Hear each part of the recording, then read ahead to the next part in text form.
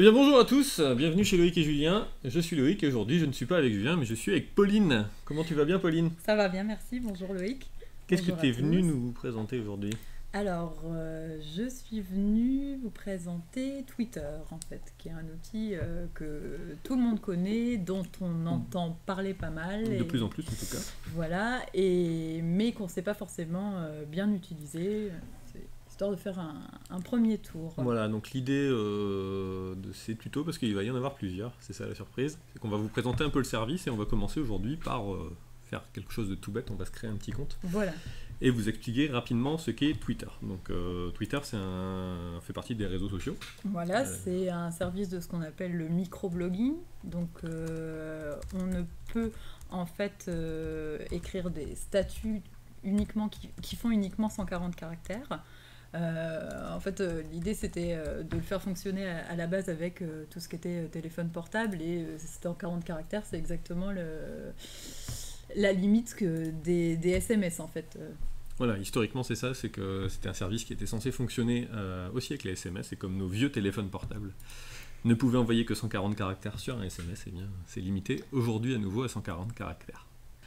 Alors là on va se créer un petit compte, donc j'ai été directement sur la page d'accueil, l'adresse s'est affichée en bas de l'écran précédemment, via un effet spécial, et j'ai tout simplement tapé un nom d'utilisateur, donc voilà, on va créer un compte Loïc et Julien, votre adresse mail pour valider le compte, un mot de passe et un nom d'utilisateur qui va vous servir notamment à communiquer avec les autres. Voilà. Donc c'est quelque chose qu'il faut retenir et puis qu'il faut choisir de manière pertinente. Voilà, donc je vais tout simplement créer mon compte, ça se fait de manière très très simple, il ne faut pas beaucoup d'informations et le compte est créé. Alors au départ on va avoir une petite aide. Voilà, on a quelques présentations en fait qui vont nous aider à nous lancer.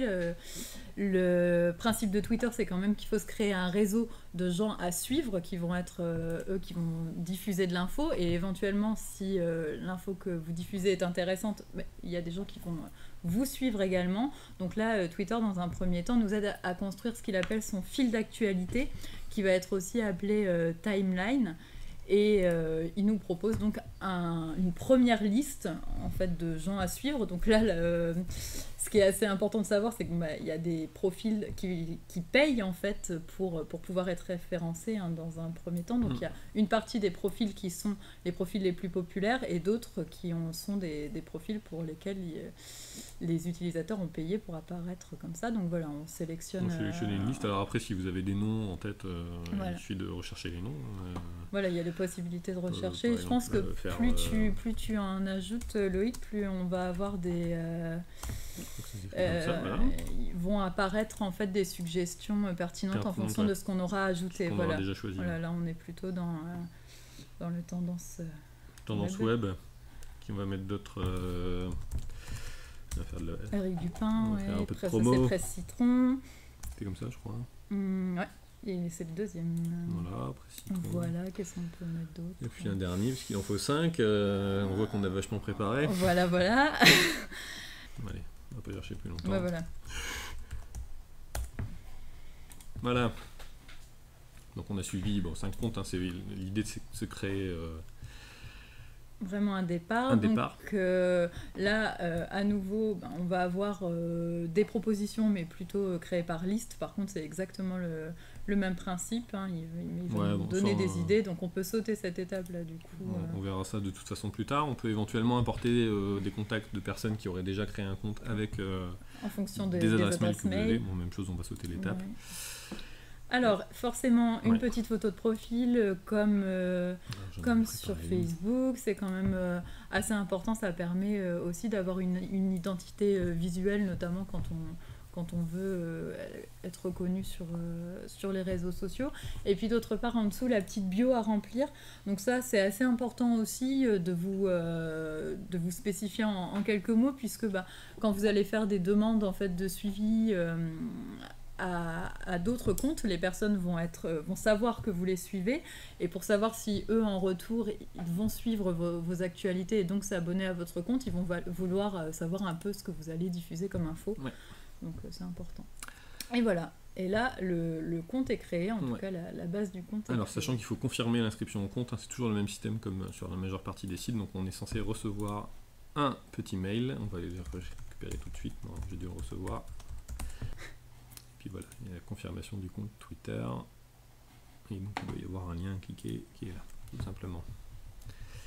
Voilà, et le compte est créé. Et voilà, ça y est.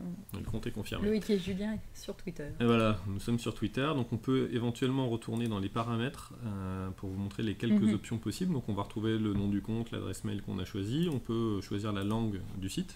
Ouais. Donc on va laisser du français. Le fuseau horaire, qui n'est pas du tout le bon, donc on va plutôt essayer de mettre Paris, genre là.